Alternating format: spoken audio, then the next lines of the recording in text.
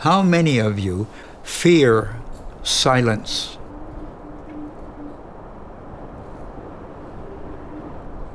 Don't fear the silence.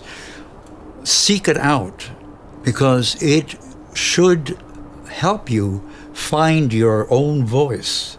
Rather than being bombarded constantly with sound that keeps you from thinking clearly, or use silence as your friend, as helping you to have an inner life, ask some questions about what does all this mean? Who am I really? Yeah, I really have a situation where after an interview I go, on second thought, I should not have talked about because what is it going to do? Ruin my career? I'm done.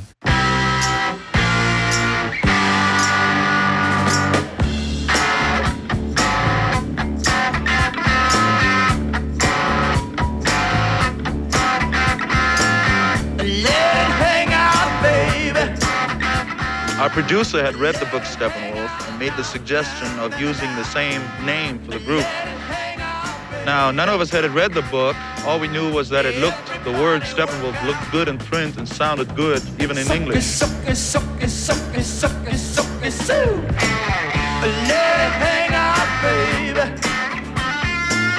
You've read the Steppenwolf book correctly, right?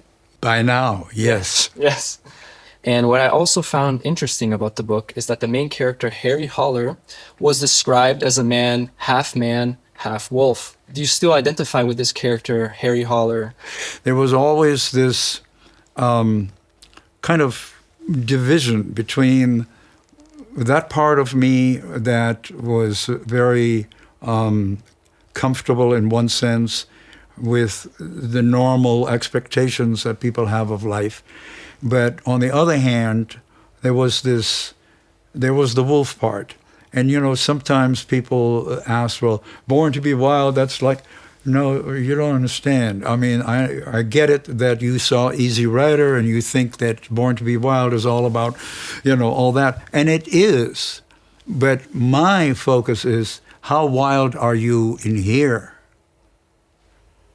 The wolf part of you, in a sense, is that not what is really driving you? Is that not really where your passion is? That says, there's got to be more than this. There has to be something more powerful, more passionate, more exciting.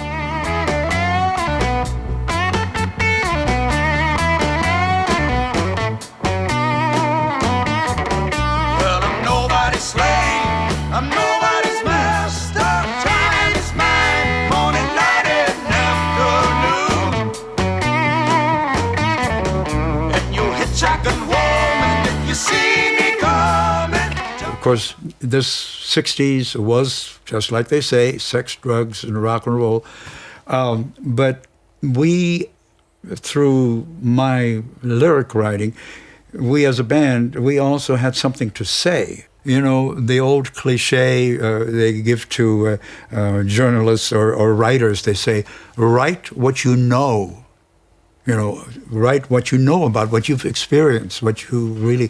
And so I felt the song Spiritual Fantasy was really more Yes, it was, of course, during the 60s when the second album came out in 69, I think, or late 68, really. As the name of the song implies, a spiritual fantasy wherein the various leaders of different religions and groups and cults agree to work together for the common good of humanity. Unfortunately, a fantasy is what that is. The whole hippie thing and the flower power thing was something that I did not disrespect, but I did not see myself as part of that, because I grew up in the ruins of World War II, and there was a lot of reality in my life early on.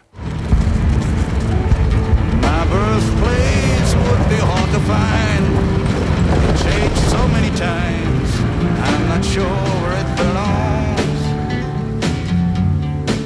But they tell me the Baltic coast is full of amber, and the land was green before the tanks came.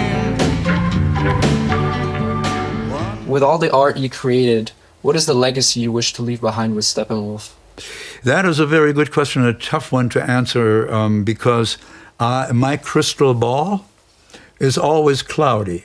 So I have no idea what the future will bring on any level.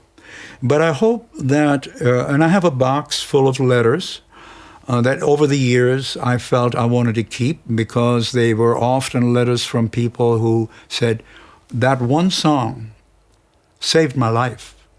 I was in the hospital. The orderly came and gave me a Steppenwolf album. And there was this one song that was my daily anthem, my daily tonic to keep fighting this cancer, and there were many stories similar to that where the music really did matter in someone's life.